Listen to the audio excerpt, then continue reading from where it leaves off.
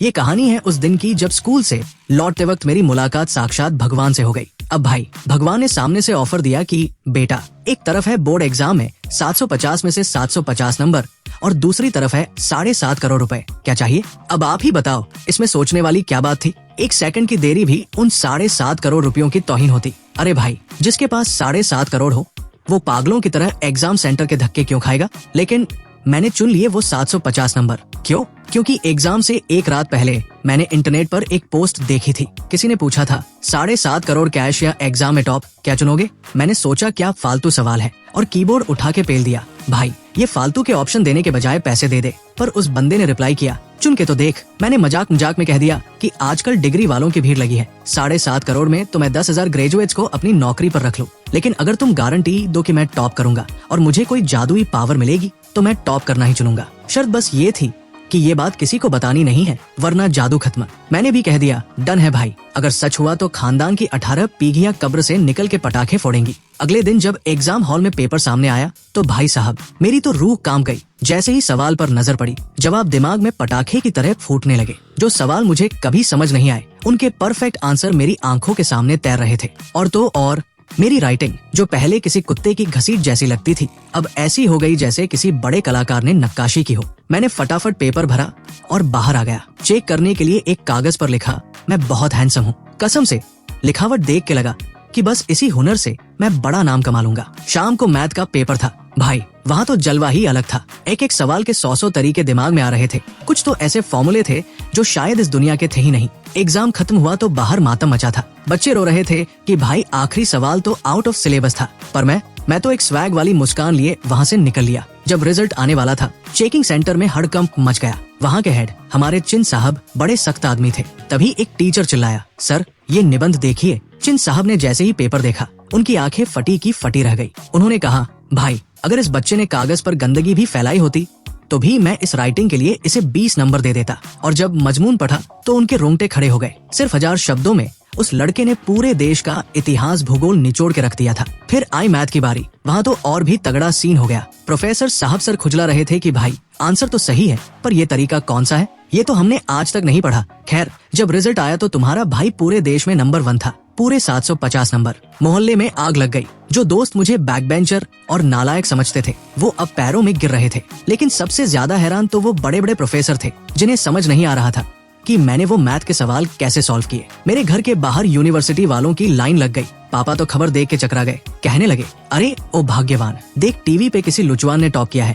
अपने लड़के का नाम भी तो यही है ना। मैं कमरे से बाहर आया और बोला, पापा शायद वो मैं ही हूँ। जब उन्होंने मेरा रिजल्ट देखा तो पापा सीधा बाहर की तरफ भागे। मैंने पूछा, कहाँ जा रहे हो? बोले, देखने जा रहा हूँ कि अपने पूर्वजों की कब्र पर कहीं कोई चमत्कार तो नहीं हुआ। इतनी तरक्की कैसे हो गई? सबको लगा मैं अब किसी बड़ी यूनिवर्सिटी जाऊंगा, पर मैंने बम फोड़ दिया। मैं कॉलेज नहीं जाऊंगा, मैं फिर से एग्जाम दूंगा। सबको लगा मैं पागल हो गया हूँ, पर मेरा प्लान कुछ और था। मैं चाहता था कि एग्जाम सेट करने वालों को चैलेंज करूं ताकि वो और मुश्किल सवाल पूछें। क्योंकि मेरा राज ये था कि मैं जिस सब्जेक्ट का एग्जाम देता था, उसका सारा ज्ञान मेरे दिमाग में फिट हो जाता था। अगर एग्जाम में देश की रुकी हुई टेक्नोलॉजी के सवाल आ जाए तो मैं तो घर बैठे साइंटिस्ट बन जाऊंगा। अगले दिन मीडिया और यूनिवर्सिटी के बड़े बड़े अफसर घर पहुंच गए। कोई कह रहा था फीस माफ, शहर में घर देंगे, तो कोई कह रहा था महीने का 30,000 जेब खर्च देंगे। एक ने तो अलग से लैब और 3 लाख के फंड का ऑफर दे दिया। लेकिन जब मैंने कहा कि मैं फिर से फेलियर की तरह रिपीट करूंगा तो सबके होश उड़ गए। रिपोर्टर ने पूछा, भाई टॉप करके फिर से क्यों पढ़ रहे हो? मैंने सीधे कैमरे में देख के बोला, क्योंकि इस बार के सवाल बहुत आसान थे। मेरा तो अभी आधा दिमाग भी इस्तेमाल नहीं हुआ। बस फिर क्या था, पूरे देश के स्टूडेंट्स मुझे गालियां देने लगे। जो अगले साल एग्जाम देने वाले थे वो तो मेरे खून के प्यासे हो गए कि भाई तू इंसान है या क्या है। लेकिन मुझे क्या फर्क पड़ता है? मुझे तो अपनी स्कूल की क्रश यिन के साथ डेट पर जाना था, जो अब मेरी गर्लफ्रेंड बन चुकी थी। देखते ही देखते साल बीत गया और अगले एग्जाम का दिन आ गया। एग्जाम सेंटर के बाहर फिर वही मेला लगा था। रिपोर्टर्स ने मुझे घेर लिया। लो जी, पिछले साल के टॉपर और इस साल के सबसे बड़े स्टूडेंट लू चुआन फिर से मैदान में है। भाई इस बार क्या इरादा है? कितने नंबर आएंगे? मैंने हंसते हुए कहा, अरे भाई वही पुराना हिसाब है, ज्यादा नहीं, बस पूरे 750 ले आऊंगा। रिपोर्टर के तो चेहरे पर चमक आ गई। उसने मन ही मन हेडलाइन बना ली, महाज्ञानी का महाघमंड। बोला, फिर लाऊंगा फुल मार्क्स। दूसरा रिपोर्टर बोला, भाई पिछले साल तुमने पेपर बनाने वालों को जो चैलेंज दिया था उससे वो लोग बहुत चिढ़े हुए हैं। इस बार पेपर ऐसा बनाया है कि बच्चों की नानी याद आ जाए। कहीं ये पंगा भारी तो नहीं पड़ेगा? मैंने मुस्कुरा के कहा, देखो भाई, बात साफ है, मैं पेपर बनाने वालों के खिलाफ नहीं हूँ। मैं तो बस ये कह रहा हूँ कि जो इस वक्त यहाँ खड़े हैं वो सब के सब खाली डब्बा है। मेरे साथ मेरी गर्लफ्रेंड यिन खड़ी थी। रिपोर्टर्स की नजर उस पर पड़ी तो पूछने लगे, ये सुंदर कन्या कौन है भाई? मैंने बिना हिचकिचाए उसका हाथ पकड़ा और सीना चौड़ा करके बोला,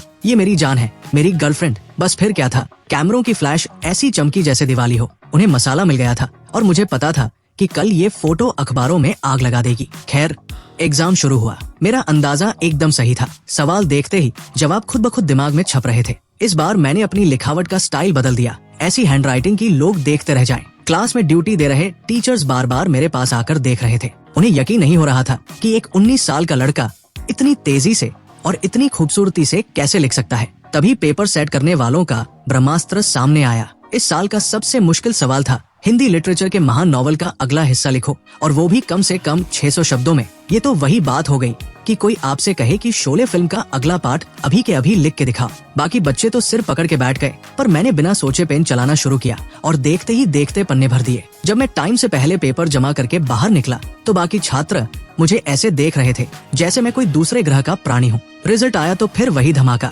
मैं फिर से देश का नंबर 1 टॉपर था। इंटरनेट पर हैटर्स की फौज खड़ी हो गई। ये पक्का सेटिंग है, कोई इतना परफेक्ट कैसे हो सकता है?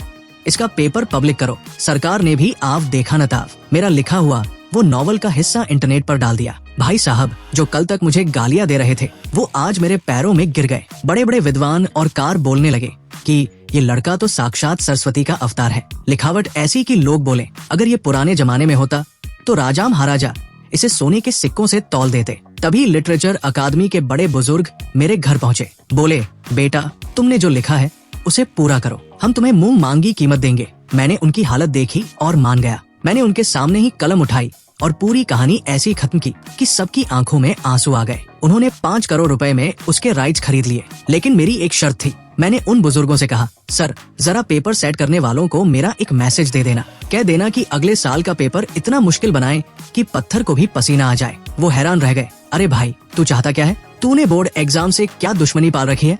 इधर मेरा नाम पूरे देश में गूंज रहा था, उधर बिजनेस की दुनिया के सबसे बड़े खिलाड़ी मिस्टर यिन, मेरी गर्लफ्रेंड के पापा, मेरी किताब पढ़कर रो रहे थे। उन्होंने अपने सेक्रेटरी से कहा, जरा पता लगाओ ये लड़का कौन है, बड़ा धांसू लिखता है। सेक्रेटरी ने टीवी चलाया और वहाँ मेरी और उनकी बेटी की फोटो साथ में आ गई। साहब का मुंह खुला का खुला रह गया। सेक्रेटरी को लगा कि अब तूफान आएगा, पर साहब बोले, अबे, ये लड़का इतना बड़ा स्टार बन गया और अभी तक मुझसे यानी अपने होने वाले ससुर से मिलने नहीं आया। अगले ही दिन उन्होंने अपनी बेटी को डिनर पर बुलाया। गुस्से में बोले, ये लूचवान तुम्हारा बॉयफ्रेंड है ना? बेटी डर गई, सफाई देने लगी कि वो बहुत मेहनती है, बहुत अच्छा है। साहब ने हाथ से चुप रहने का इशारा किया और बोले, मेहनत तो तुझे करनी पड़ेगी, वरना मेरे इतने काबिल दामाद के लायक कैसे बनेगी? अब से उसे पतिदेव बुलाना शुरू कर दे। बेटी का तो दिमाग ही घूम गया है। ये क्या हो गया? साहब ने हंसते हुए कहा, देख, मुझे दामाद तो मंजूर है, पर मुझे एक मुंह दिखाई चाहिए। बेटी ने पूछा, क्या चाहिए? साहब बोले, उसने जो हाथ से ओरिजिनल नॉवल लिखा है ना, वो मुझे गिफ्ट कर दे। बेटी समझ गई कि डैडी भी मेरे टैलेंट के फैन हो गए हैं।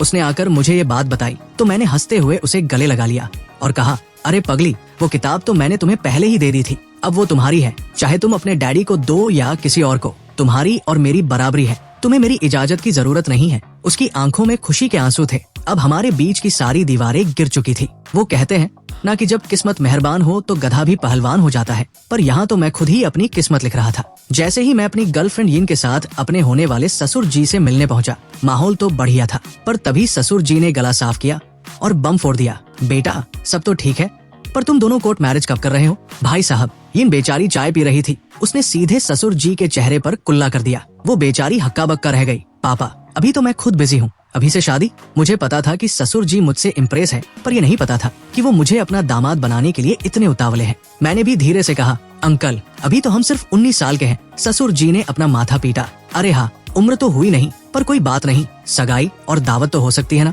चलो समधी जी और समधन जी से बात पक्की करते हैं और शुभ मुहूर्त निकलवाते हैं। यिन तो बेचारी झेम गई। पापा, इतनी क्या जल्दी है? पर ससुर जी कहाँ मानने वाले थे। बोले, बेटा, इतना हीरा दामाद हाथ लगा है, अगर जल्दी पक्का नहीं किया और किसी और ने छीन लिया तो? अब इस प्यार भरे डर का मेरे पास कोई जवाब नहीं था। खैर, किसी तरह उन्हें शांत किया और हम वहाँ से भाग निकले। कुछ ही दिनों में फिर से बोर्ड एग्जाम का रिजल्ट आया। इस बार भी तुम्हारा भाई 750 में से 750 लाने वाला था, लेकिन जब रिजल्ट आया तो दिखा 749। पूरा देश हैरान था। बड़ी बड़ी यूनिवर्सिटीज मेरे पीछे हाथ धोकर पड़ी थी, पर मैंने सबको मना कर दिया। मैंने सरेआम कह दिया, पेपर बहुत आसान था भाई, अगली बार जरा लेवल बढ़ाना। असल में मेरा मकसद सिर्फ टॉप करना नहीं था, बल्कि उन मुश्किल सवालों के बहाने वो जादुई ज्ञान हासिल करना था जिससे मैं अपने देश के लिए कुछ बड़ा कर सकूं। तभी एक बहुत दुखद खबर आई। फ्लाइट वाइज 739 गायब हो गई थी, जिसमें हमारे देश के 261 लोग सवार थे। किसी को नहीं पता था कि प्लेन कहाँ गया। मैंने सोचा अगर इस बार पेपर सेट करने वाले कुछ तगड़ा सवाल पूछें तो शायद मुझे वो टेक्नोलॉजी मिल जाए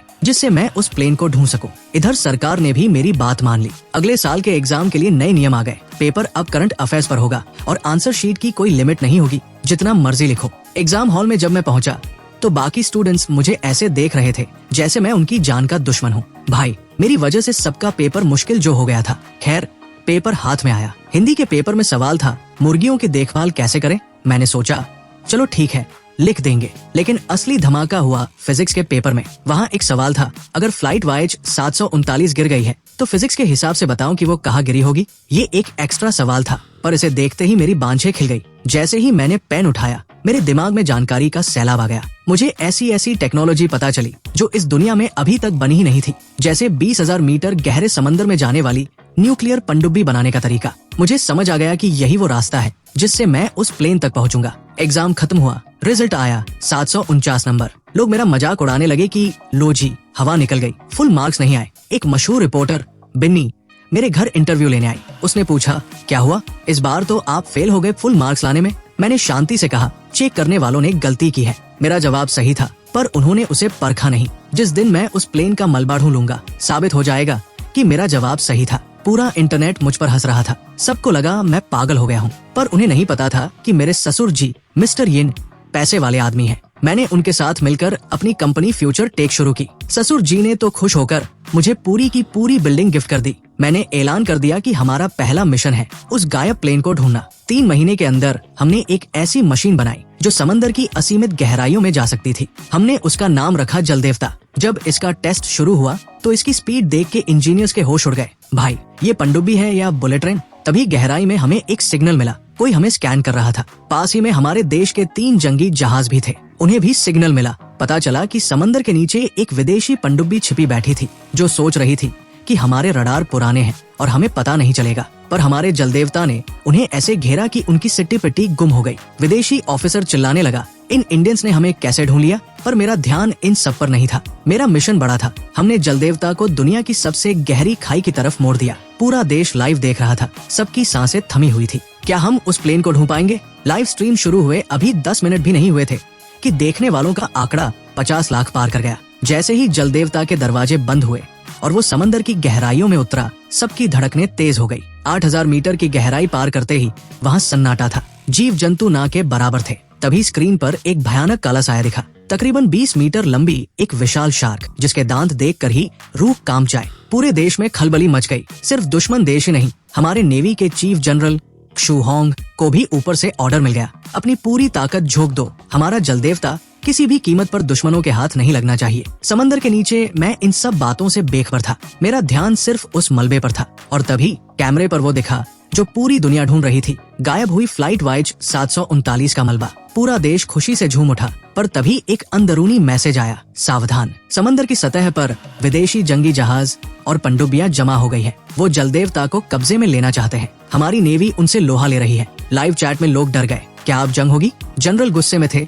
उन्होंने आदेश दिया, पहली गोली हम नहीं चलाएंगे, पर उन्हें धूल चटा दो। समंदर के नीचे ये सब सुनकर मेरा खून खौल उठा। मैंने मन ही मन ठान लिया, बस 3 साल दे दो, ऐसी नेवी बनाऊंगा कि पूरी दुनिया थर-थर कांपेगी। ऊपर हालात बिगड़ रहे थे, मिसाइलें गरज रही थी। तभी हमारे हेडक्वार्टर से एक दहाड़ गूंजी, अगले 10 सेकंड में अगर हमला नहीं रुका तो ब्रह्मोस का असली जलवा दिखा दो। खैर, इस हंगामे के बीच मैंने एक और धमाका किया। अपनी कंपनी फ्यूचर टेक में मैंने ऐलान कर दिया, सारे कर्मचारियों की सैलरी 3 गुना, हफ्ते में 2 दिन छुट्टी, और जो ओवरटाइम करेगा उसे नौकरी से निकाल दूंगा। लोग पागल हो गए। जो कल तक मुझे गालियां दे रहे थे वो चिल्लाने लगे, लू चुआन, तू मेरा भगवान है। उधर पेपर सेट करने वाले हेड डब्ल्यू जियानजुन की बड़ी बेइज्जती हुई। उन्होंने गुस्से में कहा, अगली बार मैथ का ऐसा सवाल दूंगा कि ये लू चुआन पानी मांगेगा। तभी नेवी के बड़े अफसर मेरे पास आए और बोले, बेटा, हमारे लिए एयरक्राफ्ट कैरियर बना दो जो दुनिया में सबसे बेस्ट हो। बदले में जो चाहो वो ले लो। मैंने ठंडे पसीने पोंछे और कहा, सर, मुझे जहाज बनाना नहीं आता, लेकिन मेरे 2 शर्त है। अगले साल के बोर्ड एग्जाम में आप फिजिक्स के पेपर में एक सवाल डलवा देना, अगली जनरेशन का एयरक्राफ्ट कैरियर कैसे बनेगा, बस उसका जवाब मैं पेपर में लिख दूंगा और आपको टेक्नोलॉजी मिल जाएगी। अफसरों को लगा ये लड़का पागल है, पर उन्होंने रिस्क ले लिया। उन्होंने पेपर सेट करने वालों से कहकर एक एक्स्ट्रा सवाल डलवाया। जब हेड ने वो सवाल देखा तो बोले, क्या फौज वाले पागल हो गए हैं? ये सवाल कोई हाई स्कूल का बच्चा कैसे सॉल्व करेगा? और फिर आया मेरी चौथी बार का बोर्ड एग्जाम। इस बार तो सट्टा लग रहा था कि मैं फुल मार्क्स लाऊंगा या नहीं। हिंदी, मैथ सब आसान थे, पर असली खेल हुआ बायोलॉजी और फिजिक्स में। बायोलॉजी में सवाल था, कैंसर का इलाज कैसे मुमकिन है? मैंने लिख दिया, मैं कर सकता हूँ, और पूरा कॉन्सेप्ट समझा दिया। शाम को फिजिक्स का पेपर आया तो बच्चे चिल्लाने लगे, सर ये क्या मजाक है? हमसे पूछ रहे हैं कि फ्यूचर की अनलिमिटेड एनर्जी का रास्ता क्या है? पर तभी मेरे दिमाग में एक जबरदस्त दर्द हुआ और कंट्रोल्ड न्यूक्लियर फ्यूजन की पूरी टेक्नोलॉजी छप गई। ये वो चीज थी जो हमारे देश को सुपर पावर बना सकती थी। मैंने हाथ उठाया, सर मुझे 200 एक्स्ट्रा आंसर शीट चाहिए। सब सन्न रह गए। 200 पन्ने? क्या परमाणु बम बनाने का तरीका लिख रहा है क्या? मैंने जो जलवा दिखाया वो वहाँ मौजूद लोग कभी नहीं भूलेंगे। मैंने दोनों हाथों में पेन पकड़ा, एक मुंह में दबाया और 3-3 शीट पर एक साथ लिखना शुरू किया। मेरी स्पीड देखकर लग रहा था जैसे कोई मशीन चल रही हो। जब बेल बजी तो मैं 200 पन्नों का पुलिंदा लेकर खड़ा था। अभी पेपर जमा ही किया था कि अचानक फौज की गाड़ियां सेंटर के अंदर घुस आईं। कमांडो ने मेरी आंसर शीट को अपने कब्जे में ले लिया। जनरल ने आदेश दिया, इस बिल्डिंग को घेर लो, जब तक ये पन्ने चेक नहीं होते कोई परिंदा भी पर नहीं मारेगा। जब साइंटिस्ट ने उन पन्नों को पढ़ा तो उनके हाथ कांपने लगे। हे भगवान, ये तो असली न्यूक्लियर फ्यूजन की तकनीक है। अगर ये सच हुआ तो हम दुनिया से 500 साल आगे निकल जाएंगे। आजकल के बोर्ड एग्जाम इतने खतरनाक कब से हो गए? कुछ दिन बाद मैंने परमाणु ऊर्जा की कंपनी खोलने का फैसला किया। तभी जनरल फिर धमक पड़े। शायद अब वो मुझसे टाइम मशीन बनवाना चाहते थे। जनरल वू कुई ने जब वो आर्म्स लाइसेंस और फौज की तरफ से पार्टनरशिप का लेटर मेरे हाथ में थमाया तो समझो खेल ही बदल गया। अब ये सिर्फ एक कंपनी नहीं बल्कि अरबों खरबों की वो महाशक्ति बनने वाली थी जिसने पूरी दुनिया का नक्शा बदल देना था। उधर रिसर्च सेंटर में वैज्ञानिकों की टोली पागलों की तरह मेरे 200 पन्नों की आंसर शीट पर टूट पड़ी थी। वहाँ के सबसे बड़े साइंटिस्ट 70 साल के बुजुर्ग प्रोफेसर झांग, जो अपनी पूरी उम्र न्यूक्लियर एनर्जी को समझने में लगा चुके थे, वो तो पन्ने देख देख कर कांप रहे थे। अरे ओ भाई, ये क्या लिख दिया है? ये तो साक्षात कंट्रोल्ड न्यूक्लियर फ्यूजन है। जल्दी करो, सुपर कंप्यूटर ऑन करो, डेटा वेरीफाई करो। माहौल ऐसा था कि जो जूनियर साइंटिस्ट कल तक प्रोफेसर साहब को सरसर कहते नहीं थकते थे, आज वो उन्हें ही धक्का मार के पन्ने छीन रहे थे। प्रोफेसर झांग चिल्ला रहे थे, ओ बदतमीजों, पूरी जिंदगी मेरी इज्जत की और आज मुझे ही बाहर धकेल रहे हो? मुझे भी देखना है। पर वहाँ तो सबको ज्ञान की ऐसी भूख लगी थी कि किसी को सगे बाप की भी परवाह नहीं थी। जनरल वू कुई एक कोने में खड़े होकर मुस्कुरा रहे थे। उन्हें भले ही टेक्नोलॉजी समझ न आ रही हो, पर साइंटिस्ट के चेहरों की दीवानगी देखकर वो समझ गए थे कि लू चुआन ने इस बार सच में इतिहास रच दिया है। तभी प्रोफेसर झांग की नजर उस पहली आंसर शीट पर पड़ी जिसे सब ने फालतू सवाल समझकर साइड में फेंक दिया था। उन्होंने जैसे ही उसे पढ़ा उनके पैर जम गए। ये क्या है? कैंसर का इलाज? वो कोई भी चौंक गए। कैंसर का इलाज? ये क्या बोल रहे हो? दरअसल बोर्ड एग्जाम वालों ने इस बार मजेमजे में ये सवाल डाल दिया था और मैंने उसका जो जवाब लिखा था वो किसी के गले नहीं उतर रहा था। प्रोफेसर बोले, इसमें तो आयुर्वेद, नाड़ी विज्ञान और पंच तत्वों की बातें लिखी हैं। आज के दौर में ये मुमकिन नहीं लगता। कैंसर का इलाज इतना आसान कैसे हो सकता है? वो कुई को लगा कि शायद ये भी सच हो सकता है। उन्होंने तुरंत पूछ साहब को बुलवाया। पूछ साहब हमारे देश के सबसे बड़े राजवैद्य यानी मास्टर डॉक्टर थे। जब वो आए तो वो कुई ने उन्हें मेरा जवाब दिखाया। साहब जरा देख के बताइए, इस बच्चे ने जो लिखा है उसमें कितना दम है? वो साहब ने बड़ी देर तक उन पन्नों को पढ़ा और फिर एक लंबी सांस ली। बोले, जवाब तो लाजवाब है। आज की तारीख में कैंसर से लड़ने का इससे बेहतर रास्ता कोई नहीं हो सकता। लेकिन क्या? वो कुई ने पूछा। वो साहब दुखी होकर बोले, लेकिन इसे सच करने के लिए जिस हुनर की जरूरत है वो अब खत्म होता जा रहा है। 30 साल पहले हमारे पास ऐसे 100 से ज्यादा हकीम और वैद्य थे जो ये कर सकते थे, पर आज पूरे देश में मेरे समेत 5 लोग भी नहीं बचे जो इस लेवल की नाड़ी पकड़ सके। वो कोई हैरान थे, पर साहब आजकल तो जगह जगह आयुर्वेद कॉलेज खुल रहे हैं, हजारों बच्चे पढ़ रहे हैं। उस साहब ने कड़वी सच्चाई बयां की। अरे साहब, किताबों से रट्टा मार के डिग्री तो मिल जाती है, पर असली हुनर नहीं मिलता। आजकल का बच्चा नाड़ी क्या पकड़ेगा? वो तो सिर्फ दवाइयों के नाम रटता है। एक सच्चा वैद्य बनने के लिए 20 से 30 साल तक गुरु के चरणों में बैठना पड़ता है, दिन रात मेहनत करनी पड़ती है। आजकल के बच्चों में वो सब्र कहाँ? वो कोई चुपचाप मेरी आंसर शीट को देख रहे थे। उन्हें समझ आ गया था कि लू चुआन सिर्फ एक टॉपर नहीं है, वो एक ऐसी तिजोरी की चाबी है जिसके अंदर सदियों पुराने रहस्य और भविष्य की सबसे बड़ी टेक्नोलॉजी छिपी हुई है।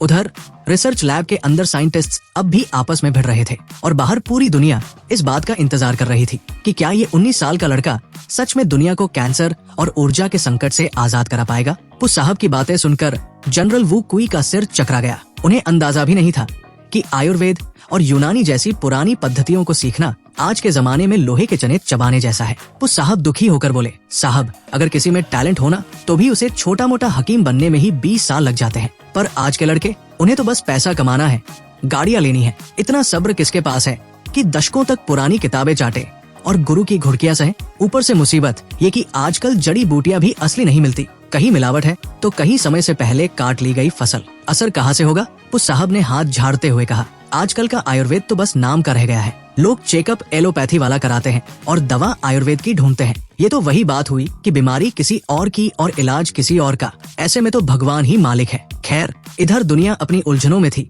और उधर मैं अपनी मस्ती में। सुबह सुबह मैं अपनी गर्लफ्रेंड यिन के साथ आंगन में पंच तत्वों वाली एक्सरसाइजेस कर रहा था। यिन बेचारी 5 मिनट में ही हांफने लगी। अरे बाबा, ये क्या बला है? देखने में तो बड़ा आसान लगता है पर शरीर का कोना कोना दुख रहा है। मैंने हंसते हुए कहा, यही तो असली ताकत है, इसे रोज करो, फिर देखना बुढ़ापा छू भी नहीं पाएगा। चलो अब कंपनी निकलना है, आज एक बहुत बड़ा धमाका करना है। हम ऑफिस पहुँचे, वहाँ सन्नाटा था पर दिमाग में तूफान। मैंने अपनी सेक्रेटरी झांग और यिन को केबिन में बुलाया। झांग मैडम लैपटॉप खोलने वाली थी कि मैंने हाथ पकड़ लिया। नहीं, कोई कंप्यूटर नहीं, कोई इंटरनेट नहीं। आज जो मैं बताने वाला हूँ, अगर उसकी एक लाइन भी बाहर लीक हो गई तो दुनिया में तहलका मच जाएगा। मैंने सीधे सीधे ऑर्डर दिए, झांग मुझे दुनिया की सबसे एडवांस बायो, फिजिक्स और केमिस्ट्री लैब चाहिए। पैसा पानी की तरह बहा दो, कोई फर्क नहीं पड़ता, बस मशीनें टॉप क्लास होनी चाहिए। ये ने टोकते हुए कहा, लेकिन विदेशी कंपनियां हमें सामान देने में नखरे करेंगी क्योंकि हमने पहले ही उन्हें काफी धोया है। मैंने मुस्कुराते हुए कहा, उन्हें नखरे करने दो,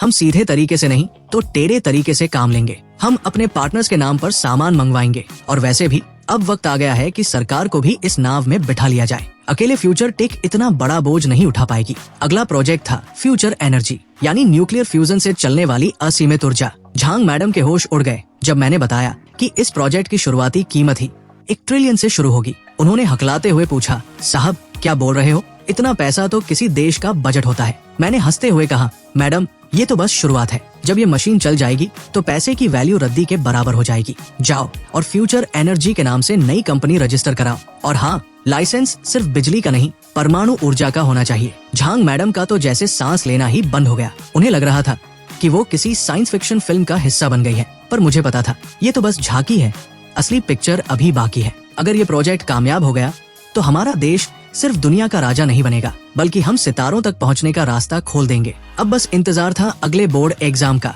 क्योंकि वहीं से मुझे वो आखिरी चाबी मिलने वाली थी जो इस मशीन को चालू करेगी। सेक्रेटरी झांग जब कमरे से बाहर निकली तो उनके दिमाग में बस एक ही बात घूम रही थी। अगर लू चुआन कह रहे हैं कि वो फुल मार्क्स लाएंगे तो इसका मतलब है कि वो दूसरा कैंसर वाला सवाल भी बिल्कुल सही था। ये सोचते ही झांग मैडम के हाथ पांव ठंडे पड़ गए। भले ही उन्होंने दुनिया देखी थी, बड़े बड़े बिजनेस संभाले थे, पर आज उनके होश पूरी तरह उड़ चुके थे। वो जिस कुर्सी पर बैठी थी वहाँ से उठने के बाद पसीने के निशान साफ दिख रहे थे। ये डर नहीं था, ये उस कामयाबी की तपिश थी जिसने उन्हें अंदर तक भिगो दिया था। वो समझ गई थी कि अब दुनिया वैसी नहीं रहेगी जैसी कल थी। तभी यिन ने बड़े प्यार से मुझे चूमा और चहकते हुए बोली, मैं अभी पापा को फोन करके सारा प्लान बताती हूँ। वो हंसती हुई कमरे से बाहर निकल गई। वैसे तो उसे मेरे इरादों के बारे में पहले से पता था, पर आज जब उसने मुझे इस कदर कॉन्फिडेंस में देखा, जैसे मैं पूरी कायनात को अपनी मुट्ठी में लिए बैठा हूँ, तो वो फिर से मेरी दीवानी हो गई। उसे लगा कि अगर वो 2 मिनट और वहाँ रुकती तो शायद खुद पर काबू नहीं रख पाती। सबके जाने के बाद मैंने लंबी अंगड़ाई ली और अपना फोन निकाला। मैंने सोचा कि जरा जनरल रोवेन को फोन करके खुशखबरी दूं, पर जैसे ही नंबर डायल किया, स्विच ऑफ। अरे ये क्या चक्कर है? मैंने बुदबुदाते हुए जनरल वू कुई को फोन लगाया, फिर ली और झो को भी ट्राई किया, पर सबका नंबर नेटवर्क से बाहर था। मेरा माथा ठनका। ये क्या बात हुई भाई? ये सारी टेक्नोलॉजी तो हमने मिलकर ही तैयार की है ना। अगर वो लोग ये मुश्किल सवाल पेपर में नहीं डालते तो मुझे ये जादुई ज्ञान कैसे मिलता? फिर आज अचानक सब गायब कैसे हो गए? क्या इन लोगों ने मुझे ब्लैकलिस्ट कर दिया या फिर कोई बड़ी मुसीबत आ गई है? मैंने खिड़की के बाहर देखा और गहरी सोच में डूब गया। मुझे लग रहा था कि जरूर कोई बहुत बड़ा काम होने वाला है, जिसकी वजह से ये सारे बड़े खिलाड़ी एक साथ अंडरग्राउंड हो गए हैं। अब देखना ये था कि ये शांति किसी तूफान के आने की आहट है या फिर मेरी अगली जीत की तैयारी। मैंने ठान लिया कि अब फ्यूचर एनर्जी का काम शुरू करना ही पड़ेगा। मैंने अपनी सेक्रेटरी झांग को सीधा नेवी के हेडक्वार्टर भेजा ताकि वो आमने सामने बात कर सके। उधर शहर के एक बहुत ही पॉश क्लब में मेरे ससुर जी मिस्टर यिन और उनके पक्के यार पुराने किंग वांग साहब मस्ती कर रहे थे। पिछले प्रोजेक्ट के बाद से इन दोनों की दोस्ती एकदम गाढ़ी हो गई थी। तभी ससुर जी का फोन बजा। वांग साहब बोले, अरे भाई रख दे फोन, मजे करने दे। पर ससुर जी ने जैसे ही देखा कि उनकी लाडली बेटी यिन का फोन है, वो बोले, अरे चुप हो जा, मेरी बिटिया का फोन है, कट कैसे कर दूं? ससुर जी ने फोन उठाया। हाँ बेटा, क्या लू चुआन का नया प्रोजेक्ट इन्वेस्ट करना है? अरे बिल्कुल करेंगे, इसमें पूछने वाली क्या बात है। ससुर जी के चेहरे पर जो चमक आई उसे देखकर वांग साहब भी समझ गए कि कुछ बड़ा होने वाला है। जो वांग साहब अभी तक मसाज के मजे ले रहे थे, वो झट से उठ खड़े हुए और मसाज करने वालों को बाहर भगा दिया। वो ससुर जी के एकदम चिपक के खड़े हो गए ताकि फोन की आवाज सुन सके। ससुर जी बोले, 10% हिस्सेदारी वांग को भी बता दूं? हाँ, वो मेरे बगल में ही खड़ा है, तू टेंशन मत ले। फोन कटा तो ससुर जी ने वांग को धक्का दिया। अरे ओ बुढ़े, दूर हट, मुझे मर्दों में कोई इंटरेस्ट नहीं है। वांग साहब हंसते हुए बोले, अरे मुझे तुझ में नहीं, उस प्रोजेक्ट में इंटरेस्ट है। 1000 करोड़ 10% शेयर। भाई अगर मैं इसमें पैसा नहीं लगाऊंगा ना, तो समझ लेना मेरे दिमाग पर किसी गधे ने लात मारी है। ससुर जी थोड़े हैरान हुए, इतना पैसा है तेरे पास? वांग साहब बोले, अरे भाई अपनी जमीनें बेच दूंगा, मॉल बेच दूंगा, डिस्काउंट पर सेल लगा दूंगा, पर पैसा तो मैं लू चुआन के प्रोजेक्ट में ही लगाऊंगा। तेरा दामाद हीरा है भाई, हीरा। बस फिर क्या था, इन दोनों ने मार्केट में तहलका मचा दिया। ससुर जी ने अचानक से 300 करोड़ के शेयर्स और माल बेचना शुरू किया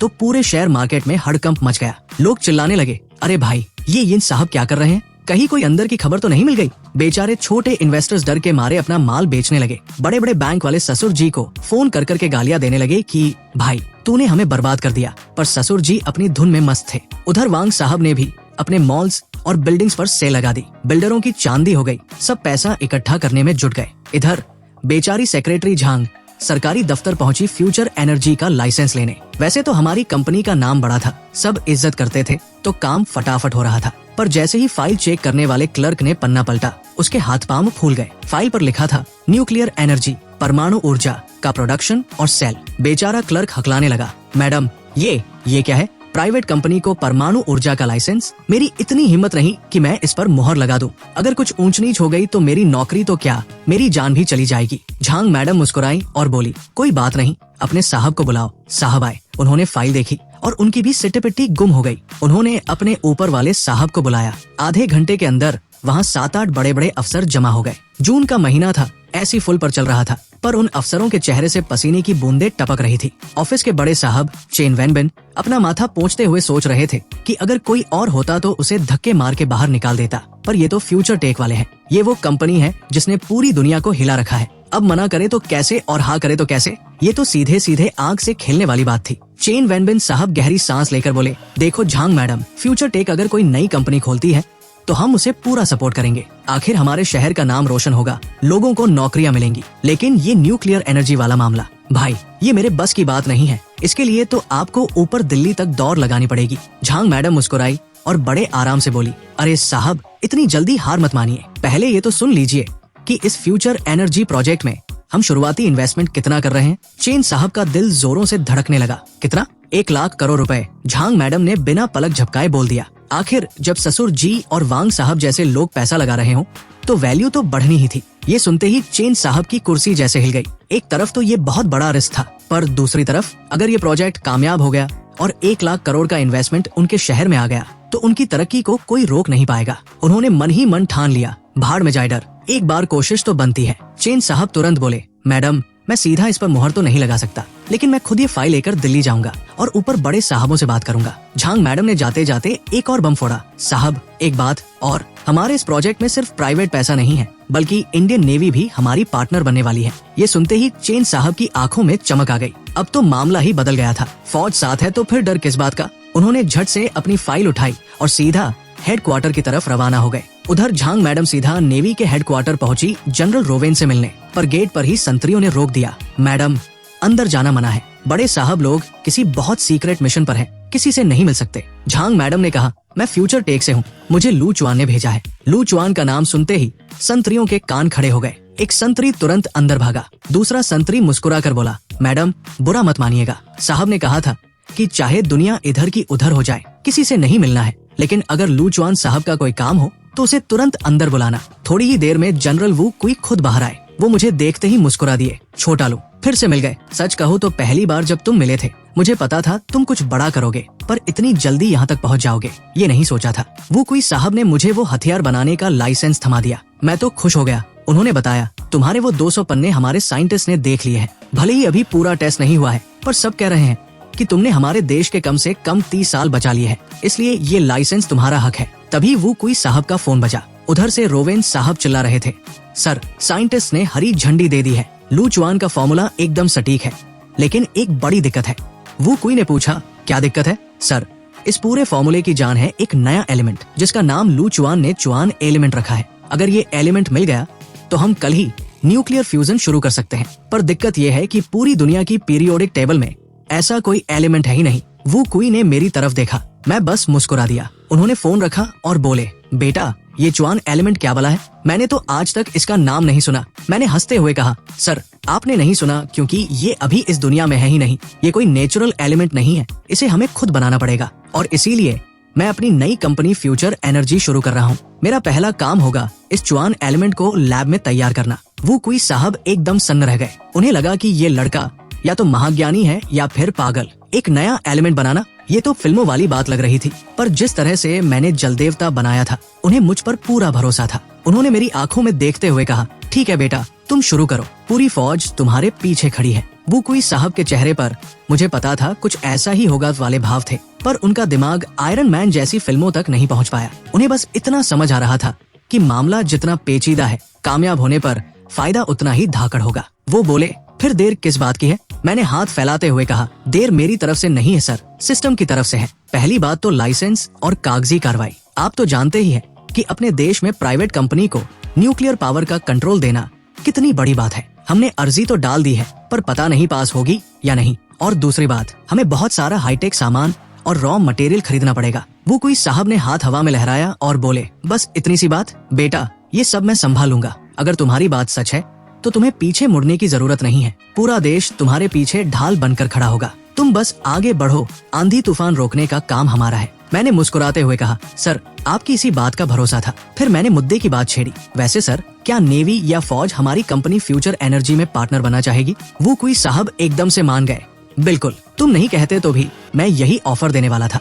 सरकार का साथ तो होगा ही, पर फौज का शामिल होना जरूरी है। मैंने सिर हिलाया, ठीक है, लेकिन मेरी एक शर्त है, फौज पैसा लगाए, फायदा ले और अपनी जरूरत का सामान डिस्काउंट पर खरीदे। मुझे कोई दिक्कत नहीं, लेकिन कंपनी का कंट्रोल और सारी टेक्नोलॉजी सिर्फ मेरे हाथ में रहेगी। अगर ये मंजूर है तभी बात आगे बढ़ेगी। देखो भाई, लू चुआन का फंडा साफ था, जहाँ नरम होना है वहाँ नरम, पर जहाँ हक की बात आए वहाँ एकदम सख्त। मुझे किसी का डर नहीं था, क्योंकि मुझे पता था कि 21 साल की उम्र में मैंने वो चीज ढूंढ ली है जो दुनिया के बड़े बड़े देश नहीं कर पाए। सरकार भी इतनी बेवकूफ नहीं थी कि सोने का अंडा देने वाली मुर्गी को हलाल कर दे। उन्हें पता था कि मुझसे पंगा लेने का मतलब है तरक्की के दरवाजे खुद बंद करना। वो कोई साहब थोड़ी देर सोच में डूबे और फिर बोले, देखो बेटा मैं फौज की तरफ से तो हाँ कहता हूँ, पर पूरे देश का फैसला मैं अकेले नहीं ले सकता। मैं ऊपर बात करूंगा और अपनी पूरी ताकत लगा दूंगा। अगर बात नहीं बनी तो मैं उन सबको ढंग से सुना के आऊंगा। मैंने हंसकर कहा, शुक्रिया सर, मेरा ऑफर सीधा है, आप लोग 2000 करोड़ लगाओ और 20% शेयर ले लो। वो कोई साहब ने हामी भरी और तुरंत अपनी गाड़ी की तरफ भागे। गाड़ी में बैठते ही उन्होंने सबसे पहले कॉमर्स डिपार्टमेंट के बड़े अधिकारी को फोन लगाया। उधर वो अधिकारी बेचारे चेन वैनबिन की क्लास ले रहा था। अरे ओ चेन, तू पागल हो गया है? प्राइवेट कंपनी को न्यूक्लियर लाइसेंस, फौज साथ है, ये तुझे किसने बताया? मुझे तो कोई खबर नहीं मिली। तभी उसके फोन की घंटी बजी। उसने देखा वो कोई साहब का फोन है। अरे सर नमस्ते। जी क्या? हाँ बिल्कुल सर, कोई दिक्कत नहीं होगी, जो रोकेगा उसे मैं देख लूंगा। फोन रखते ही अधिकारी का सुर 180 डिग्री बदल गया। वो चेन वैनबिन की तरफ मुस्कुरा के बोला, अरे चेन बेटा, बुरा मत मानना, मैं तो बस तुम्हारी भलाई के लिए थोड़ा जोर से बोल रहा था। काम हो गया है, तुम आगे बढ़ो। चेन साहब भी मन ही मन हंस रहे थे कि फौज का नाम सुनते ही बड़े बड़े सुरमाओं की हेकड़ी निकल जाती है। इधर वो कोई साहब सीधे दिल्ली पहुँचे और फौज और सरकार के बड़े बड़े दिग्गजों की मीटिंग बुला ली। वहाँ तो जैसे मछली बाजार सज गया। फौज वाले एक तरफ थे, हमें ये टेक्नोलॉजी चाहिए ही चाहिए, अगर न्यूक्लियर फ्यूजन आ गया तो हमारी ताकत 10 गुना बढ़ जाएगी। दूसरी तरफ कुछ सरकारी बाबू थे,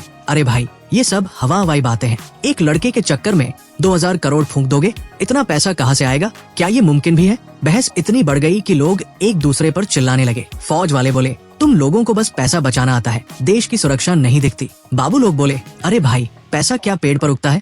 अगर ये प्रोजेक्ट फेल हो गया तो क्या होगा? माहौल इतना गर्म हो गया कि वो कोई साहब से रहा नहीं गया। उन्होंने जोर से टेबल ठोकी और दहाड़ते हुए बोले, चुप, सब के सब चुप, तुम्हें बस पैसे की पड़ी है ना, तो सुनो। वो कोई साहब की दहाड़ सुनकर पूरा कमरा शांत हो गया। उन्होंने गुस्से में टेबल थपथपाते हुए कहा, नहीं है ना पैसा, मत दो, ये सारा पैसा हमारी नेवी देगी। तुम अपना बजट अपने पास रखो, हम अपने फंड से ये 2000 करोड़ लगाएंगे, पर याद रखना फिर इस कंपनी के मुनाफे में से तुम लोगों को फूटी कौड़ी भी नहीं मिलेगी। मीटिंग में बैठे कुछ लोग जो अभी तक चुप थे वो कोई साहब को शांत करने लगे। अरे ओल्ड वू, इतना गुस्सा क्यों, बैठो, आराम से बात करते हैं। 2000 करोड़ कोई छोटी रकम नहीं है, सोच समझकर कदम उठाओ। सोचने का वक्त निकल गया। वो कोई साहब ने चिल्लाकर कहा, तुम लोग बस फाइलें घुमाना जानते हो, नई टेक्नोलॉजी की कीमत तुम्हें क्या पता। ये मेरा आखिरी फैसला है, नेवी अकेले ये रिस्क उठाएगी। इतना कहकर वो गुस्से में मीटिंग छोड़कर बाहर निकल आए। वापसी की फ्लाइट में उनके असिस्टेंट रोवेन थोड़े परेशान दिखे। सर, क्या ये सही था? अगर कल को प्रोजेक्ट में कुछ ऊंच नीच हो गई तो ये लोग आपको छोड़ेंगे नहीं।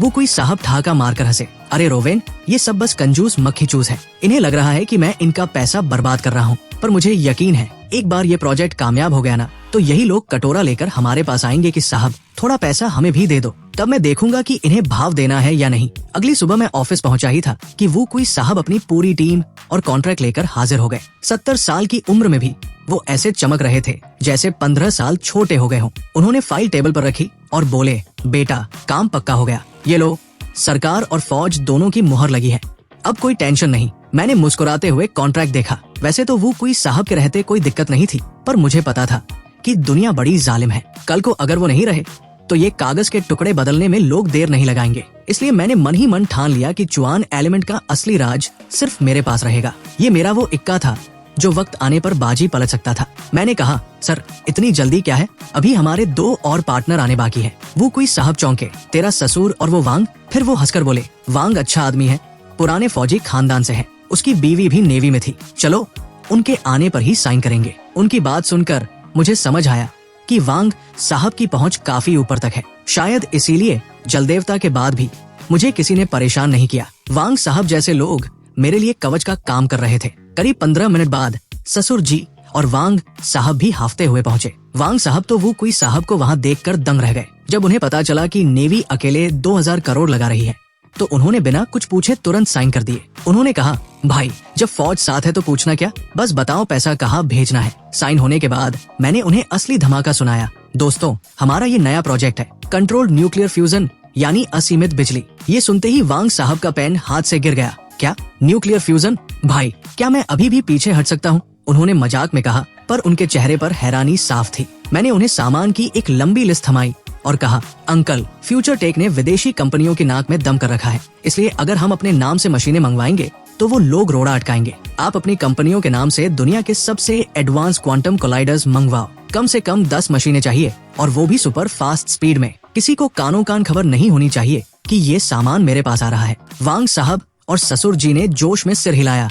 बिल्कुल, ये तो छोटा सा काम है। वांग साहब थोड़े गंभीर होकर बोले, बेटा तूने बाहर वालों को जो धोया है ना, उससे वो सब तेरे पीछे हाथ धोकर पड़ जाएंगे। वो कोशिश करेंगे कि तुझे एक सुई भी इंपोर्ट न करने दे। मैंने हंसकर जवाब दिया, उन्हें कोशिश करने दीजिए, बस 3-4 साल की बात है, फिर हम इतने ताकतवर हो जाएंगे कि वही लोग अपनी टेक्नोलॉजी लेकर हमारे सामने गिड़गिड़ाएंगे और हम कहेंगे, भाई रहने दो, हमें तुम्हारी इस रद्दी की जरूरत नहीं है। वो कोई साहब ने जोर से टेबल ठोकी। शाबाश, यही तेवर चाहिए, शेर की तरह दहाड़ो। तभी वो कोई साहब का चेहरा अचानक गंभीर हो गया। उन्होंने मेरी आंखों में झांका और बोले, बेटा अब एक बहुत जरूरी बात, जैसे ही ये खबर बाहर निकलेगी कि तुमने न्यूक्लियर फ्यूजन का रास्ता ढूंढ लिया है, तुम्हारी जान पर खतरा बढ़ जाएगा। हमें तुम्हारी सुरक्षा का ऐसा इंतजाम करना होगा कि परिंदा भी पर न मार सके। वो कोई साहब की बातें सुनकर ऑफिस में सन्नाटा छा गया। ससुर जी यानी इंदिरा दा का तो चेहरा ही सफेद पड़ गया था। वो घबराहट में बोले, बात तो सही है, हम टेक्नोलॉजी तो छुपा लेंगे, पर खबर कैसे रुकेगी? जैसे ही दुनिया को पता चलेगा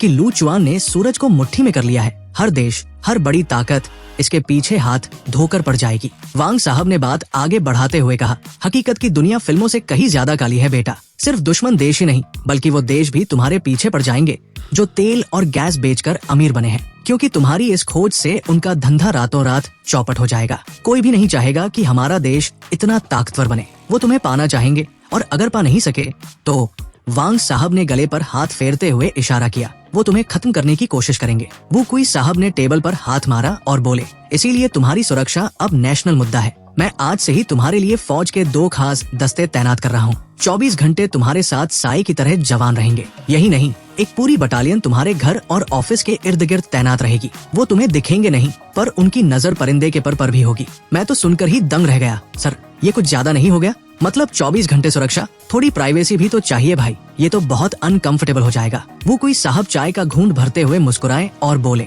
बेटा, हम तुम्हारी परेशानी समझते हैं, इसीलिए फिक्र मत करो। हमने लेडी कमांडोज का भी इंतजाम किया है। वो तुम्हारे आसपास रहेंगी तो तुम्हें अजीब भी नहीं लगेगा और काम भी हो जाएगा। मैं अपना सिर पकड़ के रह गया। अरे सर, आप तो बिल्कुल अलग ही लेवल पर सोच रहे हैं। खैर, अब आप जिद कर रहे हैं तो मना कैसे करूं? वो कोई साहब ने आगे बताया, और सुनो, आज से तुम्हारा नाम नेवी के एक्सपर्ट पैनल में शामिल हो गया है। तुम्हें वही इज्जत और सुरक्षा मिलेगी जो फौज के बड़े अफसरों को मिलती है। और जिस दिन ये न्यूक्लियर फ्यूजन कामयाब हो गया, उस दिन से तुम्हें वही प्रोटोकॉल मिलेगा जो देश के बड़े बड़े वीवीआईपी को मिलता है। सिर्फ मेरी ही नहीं, वो कोई साहब ने तो पूरे खानदान की सुरक्षा का जिम्मा उठा लिया। वो बोले, तुम्हारे माता पिता और तुम्हारे ससुर जी की जान भी कीमती है। इंदिरा यानी मेरे ससुर जी थोड़े झिझकते हुए बोले, साहब, मेरी क्या जरूरत है? मेरे पास तो अपने बॉडीगार्ड्स हैं, मैं संभालूंगा। वैसे भी दुनिया को पता चल ही जाएगा कि मेरा काम सिर्फ पैसा लगाना है। मेरा टेक्नोलॉजी से कोई लेना देना नहीं है। वो कोई साहब ने उन्हें टोकते हुए कहा, इंदिरा बाबू, हल्के में मत लीजिए। अगर किसी को लू चुआन को दबाना होगा तो वो सबसे पहले आपको किडनैप करेंगे। अब आपके पास 2 रास्ते हैं, या तो हमारे फौजी क्वार्टर के सुरक्षित इलाके में शिफ्ट हो जाइए, या फिर हमारे जवान आपकी परछाई बनकर रहेंगे। ससुर जी ने तुरंत कान पकड़े। अरे नहीं नहीं साहब, मैं अपना घर और बिजनेस छोड़कर कहीं नहीं जा रहा। आप बस अपने कुछ जवान भेज दीजिए, वही काफी है। मैंने भी कह दिया कि मैं अपने मम्मी पापा से पूछकर बताऊंगा कि वो घर छोड़ना चाहते हैं या नहीं। सच कहूँ तो मुझे भी लग रहा था कि अब सावधानी जरूरी है। जब तक मैं खुद इतना ताकतवर नहीं हो जाता कि अपनी और अपनों की रक्षा कर सकूं, तब तक फौज का ये साथ जरूरी था। दुश्मन अगर चाल चलेगा तो हमें 4 कदम आगे रहना ही होगा। वो कोई साहब जाते जाते बोल गए, ठीक है, फैसला होते ही मुझे फोन करना। 2 दिन के अंदर तुम्हारी सुरक्षा का घेरा तैयार हो जाएगा। उनके जाने के बाद वांग साहब और ससुर जी ने भी विदा ली। ऑफिस में अब मैं अकेला था और मेरे सामने था एक नया भविष्य, जहाँ रोशनी भी बहुत थी और खतरा भी उतना ही बड़ा था। पर डर किस बात का? जब इरादे नेक हों और हाथ में दुनिया को बदलने की ताकत, तो फिर खुदा भी साथ देता है। दोस्तों, कहानी के इस मोड़ पर अब चीजें बड़ी ही दिलचस्प और थोड़ी खतरनाक होने वाली है। सबसे पहले तो लू चुआन ने अपने माता पिता को फोन लगाया। बेचारे पुराने ख्यालात के साधारण लोग थे, जो अब जाकर रईसी वाली जिंदगी में धीरे धीरे ढल रहे थे। अब वो कोई काम धंधा नहीं करते थे, बस अपना मन बहलाने के लिए मोहल्ले में 3-5 वाली मामूली सी ताश की बाजी लगा लेते थे। पर जब लू चुआन ने उन्हें बताया कि उनकी जान को खतरा हो सकता है, तो वो दोनों घबरा गए। सोच विचार के बाद उन्होंने तय किया कि भाई, जान है तो जहान है। वो सरकारी सेफ हाउस यानी उस बड़े अहाते में शिफ्ट होने को तैयार हो गए। अब लू चुआन को तसल्ली थी कि उसके घर वाले सुरक्षित हैं। इधर नेवी हेडक्वार्टर में वो कोई साहब जब मीटिंग में वापस पहुंचे तो वहाँ का नजारा ही कुछ और था। सारे साइंटिस्ट और एक्सपर्ट्स आपस में ऐसे भिड़े हुए थे जैसे मछली बाजार हो।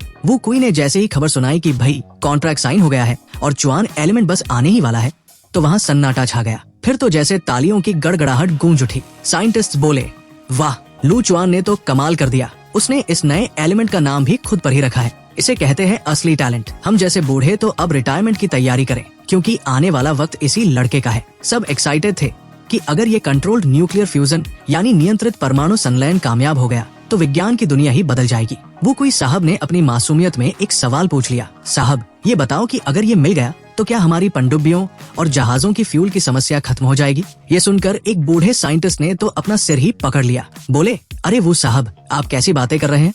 अगर ये कामयाब हो गया ना, तो जहाज पानी में चलाने की बात तो भूल ही जाइए। आप उस जहाज को 3-4 साल तक आसमान में भी उड़ाएंगे ना, तो भी इसकी बिजली खत्म नहीं होगी। ये कोई मामूली बैटरी नहीं है, ये तो अनंत ऊर्जा का भंडार है। अब वो कोई साहब का दिमाग बिजली की तरह दौड़ा। उनके मन में एक तूफानी आइडिया आया। बोले, जब इतनी बिजली होगी तो फिर हम पुराने जमाने के पानी वाले जहाज क्यों बना रहे हैं? क्यों ना हम सीधे स्पेस एयरक्राफ्ट कैरियर यानी आसमान में तैरने वाला युद्धपोत बना डाले। सारे एक्सपर्ट्स एक पल को सन्न रह गए। फिर बोले, भाई साहब, आइडिया तो कतई जहर है, बस दिक्कत इंजन और उसके मटेरियल की थी। पर लू चुआन ने जो नया शिन मटेरियल बनाया है वो इतना मजबूत है कि वो आसमान की रगड़ और गर्मी आराम से झेल लेगा। भले ही हर 3-4 महीने में इंजन बदलना पड़े, पर आसमान का राजा बनने के लिए इतना तो चलता है। बस फिर क्या था, सारे साइंटिस्ट पुराने नक्शे फाड़कर नए उड़ने वाले जहाजों के डिजाइन बनाने में जुट गए। उधर लू चुआन के ऑफिस में 6 धाकड़ महिला कमांडोज की टीम पहुंच गई। ये दिखने में किसी मॉडल जैसी नाजुक नहीं थी, बल्कि इनके चेहरे पर फौजी अनुशासन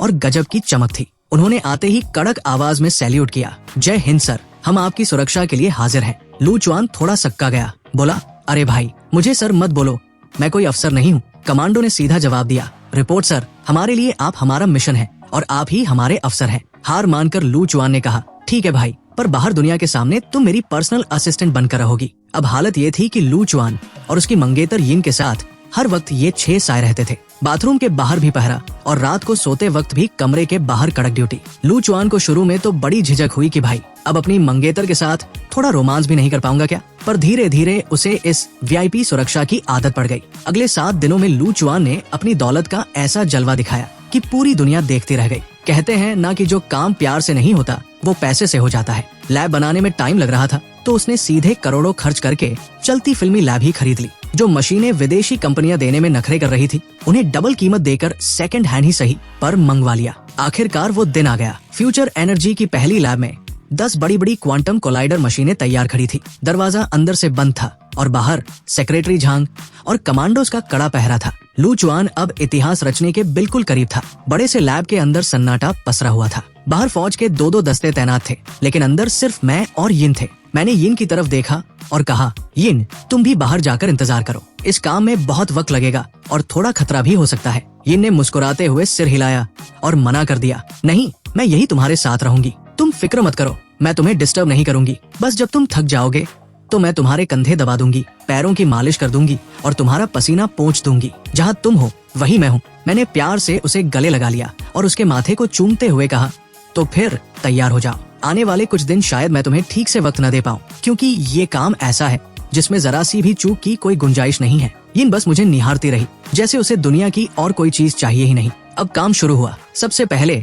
मुझे उन 10 क्वांटम कोलाइडर मशीनों को एक साथ जोड़ना था ताकि वो एक सुर में काम कर सके। वैसे तो मेरे पास इससे भी एडवांस मशीन बनाने का तरीका था, पर उसमें बहुत वक्त लगता। अभी सबसे शॉर्टकट और तगड़ा तरीका यही था कि इन 10 मशीनों को आपस में भिड़ा दिया जाए ताकि चुआन एलिमेंट बनाने लायक ताकत पैदा हो सके। फिर क्या था, मैं काम में ऐसा डूबा कि दिन है या रात कुछ पता ही नहीं चला। वैसे तो मैं बड़ा मनमौजी इंसान हूँ, यिन के साथ हंसी मजाक और रोमांस का कोई मौका नहीं छोड़ता, पर जब काम की बात आई तो मैंने दिन रात एक कर दिया। मैं पागल की तरह मशीनों के पुर्जे खोलने और उन्हें जोड़ने में जुट गया। उधर दूसरी तरफ एजुकेशन डिपार्टमेंट के दफ्तर में खलबली मची हुई थी। बड़े बड़े अफसर सिर पकड़कर बैठे थे। डिपार्टमेंट के हेड ने चिल्लाकर कहा, अरे भाई कुछ तो बोलो, लू चुआन के नंबरों का क्या करना है? रिजल्ट आने में सिर्फ 2 दिन बचे हैं और पूरा देश टीवी चिपकाए बैठा है कि इस बार ये लड़का क्या धमाका करेगा। दिक्कत ये थी कि लू चुआन की फिजिक्स की आंसर शीट एजुकेशन डिपार्टमेंट के पास थी ही नहीं। वो तो नेवी वाले उठा ले गए थे। अब बिना आंसर शीट देखे नंबर कैसे दे?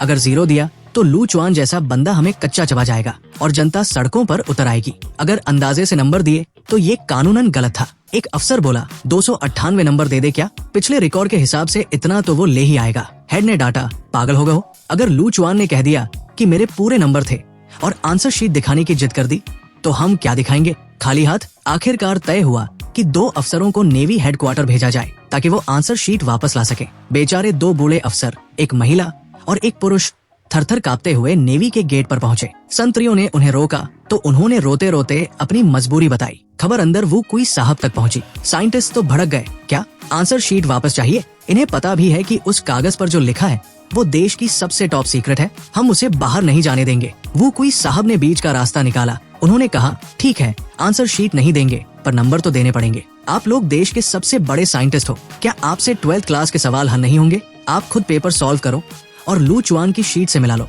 फिर नंबर बता देना। साइंटिस्ट को भी मजा आने लगा। बोले, चलो भाई, आज बच्चों वाले सवाल ही हल कर लेते हैं। जब उन्होंने पेपर सॉल्व किया और लू चुआन के जवाबों से मिलाया तो सबके होश उड़ गए। जनरल रोवेन बाहर आए और उन घबराए हुए अफसरों से बोले, जाओ और अपने हेड से कह दो लू चुआन को फिजिक्स में फुल मार्क्स दिए जाएं। एक नंबर भी कम नहीं होना चाहिए। अफसरों का सिर चकरा गया। क्या पूरे नंबर? वो 2 मुश्किल सवाल भी सही कर दिए उसने। जब ये खबर एजुकेशन डिपार्टमेंट पहुंची तो वहाँ सन्नाटा पसर गया। हेड साहब बोले, अरे भाई, आंसर शीट देखी नहीं और नंबर पूरे दे दिए, जनता को क्या मुंह दिखाएंगे? ये तो सीधा सीधा चमत्कार है या फिर बहुत बड़ी सेटिंग। पूरा डिपार्टमेंट मामा बन चुका था। उन्हें समझ नहीं आ रहा था कि इस ऐतिहासिक रिजल्ट को दुनिया के सामने कैसे पेश करें, क्योंकि लू चुआन ने एक बार फिर नामुमकिन को मुमकिन कर दिखाया था। एजुकेशन डिपार्टमेंट के दफ्तर में अफसरों के बीच जो तू मैं मची थी वो देखने लायक थी। सब टकटकी लगाए अपने बॉस को देख रहे थे। साहब, अब आप ही बताओ क्या करना है? मामला बहुत टेढ़ा हो गया है। एक अफसर ने हाथ जोड़ते हुए कहा।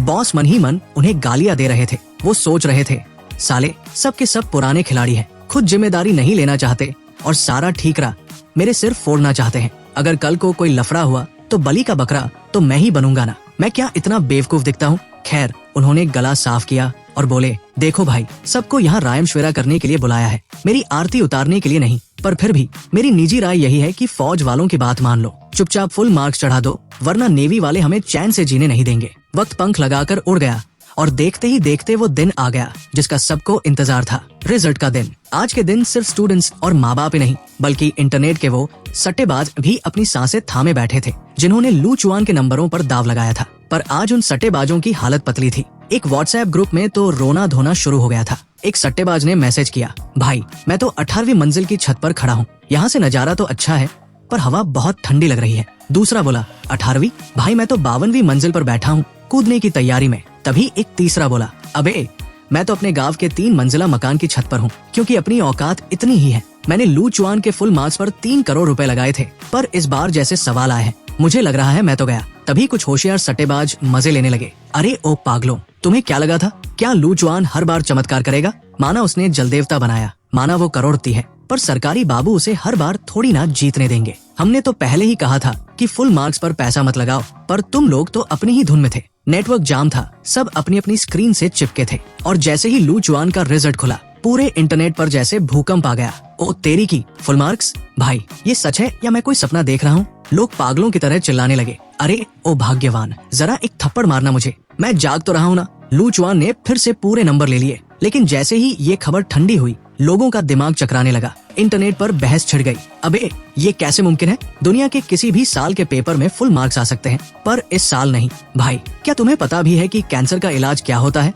और वो न्यूक्लियर फ्यूजन, ये कोई रिमोट वाली कार की बैटरी नहीं है जो कोई भी बना ले। ये सब सरासर झूठ है, धांधली हुई है भाई। सोशल मीडिया पर जैसे 18 नंबर का तूफान आ गया। हर तरफ सिर्फ एक ही बात, लू चुआन और फुल मार्क्स, महा स्कैम। जितना शोर इस बात का नहीं था कि पेपर में कैंसर और न्यूक्लियर फ्यूजन के सवाल आए हैं, उससे कहीं ज्यादा हंगामा इस बात पर था कि किसी ने उन्हें हल कैसे कर दिया। पढ़े लिखे लोग और बड़े बड़े प्रोफेसर भी भड़क गए। वो बोले, ये हो ही नहीं सकता, ये एजुकेशन डिपार्टमेंट का काला कारनामा है। लू चुआन की कोई बहुत बड़ी पहुंच है। इन लोगों ने मिलकर जनता को बेवकूफ बनाया है। लोग सड़कों पर और इंटरनेट पर नारे लगाने लगे, ये धांधली बंद करो, एजुकेशन डिपार्टमेंट मुर्दाबाद। हमें सबूत चाहिए। अगर लू चुआन ने सच में पेपर हल किया है तो उसकी आंसर शीट दुनिया के सामने लाओ, वरना हम इसे नहीं मानेंगे। पूरे देश में आग लग चुकी थी और लोग अब एजुकेशन डिपार्टमेंट से जवाब मांग रहे थे। उन्हें क्या पता था कि ये तो बस उस तूफान की शुरुआत है जो पूरी दुनिया की किस्मत बदलने वाला था। अगर आपको मेरी वीडियोस अच्छी लगती है तो प्लीज चैनल को सब्सक्राइब करें।